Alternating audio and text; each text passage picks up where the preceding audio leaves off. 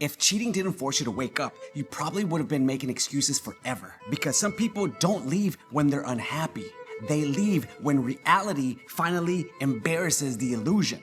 You see, betrayal, it doesn't confuse you, it clarifies. But we just don't like the answer that it gives us. You see, cheating isn't a gray area, it's not complicated, it's not mysterious. It's one of the most clearest pieces of information that a relationship can hand you. You see, when someone cheats, they're not just, accidentally hurting you. They're revealing how they handle temptation, boundaries, and accountability when the relationship requires discipline. And once that information is revealed, you don't need one more conversation. What you need is courage. You see, people don't go back to a cheater because they're weak.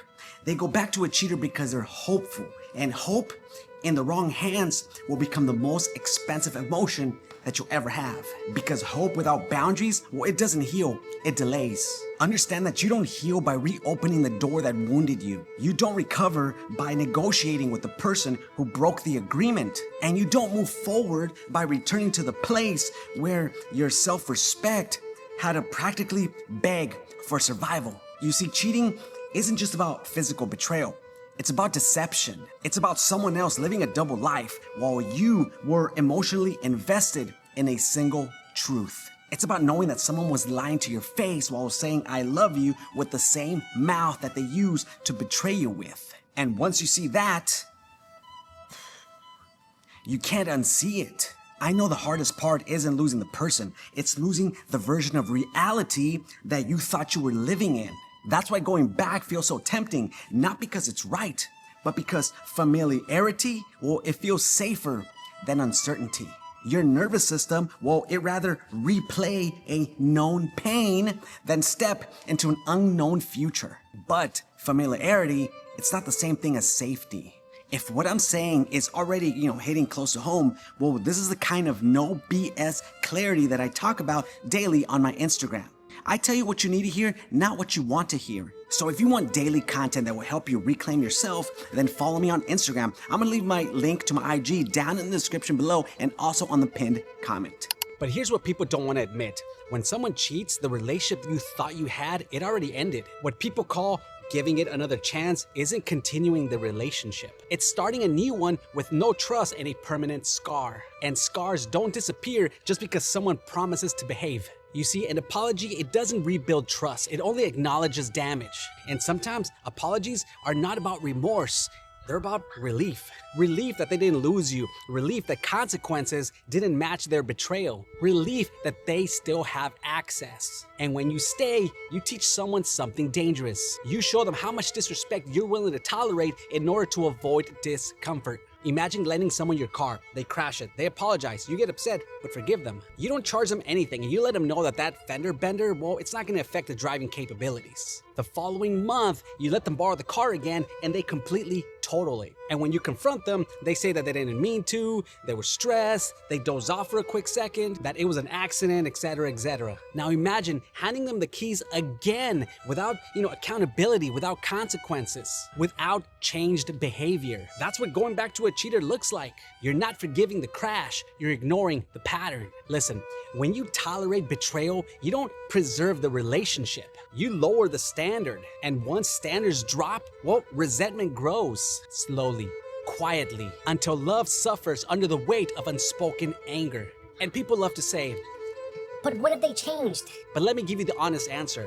Change, it's rare. Consistency is rarer. Anyone can behave for a season when they're afraid of losing something. But real change shows when fear is gone and character is still present. You see, most people, they don't cheat because of opportunity. They cheat because of entitlement. They believe they can have the relationship and the thrill, the commitment and the escape hatch. And when you go back without firm boundaries, well, you confirm that belief. You are betraying yourself if staying requires you to silence your intuition. Because even if they never cheat again, you still pay the price. You pay with hypervigilance, with second guessing, with anxiety that you fakely refer to as working on things. And not to mention that peace becomes conditional instead of natural. I want to pause for a few seconds to invite you to follow me on Instagram. If you want daily reminders that help you rebuild self-respect, recognize red flags earlier, and stop romanticizing people who hurt you, then you need to follow me on Instagram. That's where I break these lessons down for people who are trying to heal and move on. Once again, I'll leave a link to my Instagram down in the description and on the pinned comment down below.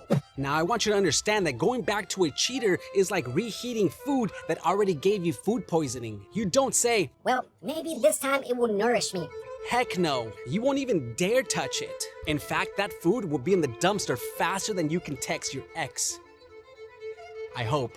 The reality is history, well, it explains behavior, it does not excuse it. Time together, it does not equal loyalty. Years invested, it does not equal safety. And shared memories, it does not guarantee shared values. You know, a lot of people say, well, I sacrifice a lot. And I hear that. But your past investment does not obligate your future suffering. You didn't lose those years, you paid tuition. And pain that teaches discernment, well, it's not wasted. It's expensive wisdom. There's a reason that peace what often arrives after distance. You see, closures, it doesn't come from conversations, it comes from decisions. You don't heal by understanding them better, you heal by choosing you more consistently. The Bible says, above all else, guard your heart, for everything you do flows from it. You know, it doesn't say chase the ones who fracture it. Forgiveness is biblical, wisdom is biblical, boundaries is biblical. Even Jesus walked away from people who repeatedly dishonored truth. Distance isn't bitterness, it's discernment. You see, love, it doesn't require you to abandon yourself to keep someone else comfortable. And I talk about these exact same things daily on Instagram. Listen, going back to a cheater is like trying to glue a cracked foundation and hoping that the house won't shake. You can repaint the walls, you can redecorate, but the structure is compromised and something always collapses. You see, the relationship, it didn't fail because you weren't enough. It failed because loyalty was optional for someone who should have protected it. And once loyalty becomes optional, well, love, it becomes unstable. You see, the relationship, it didn't fail because you weren't enough. It failed because loyalty was optional for someone who should have protected it. And once loyalty becomes optional, well, the love becomes unstable. And you see, most people, they're not trying to rebuild the relationship. They're trying to resurrect a version of their cheating partner that actually never existed. And grieving that illusion, well, it's painful, but it's necessary. So let me set this clearly. This isn't about judging someone who went back. It's about helping you understand the cost before you pay it again.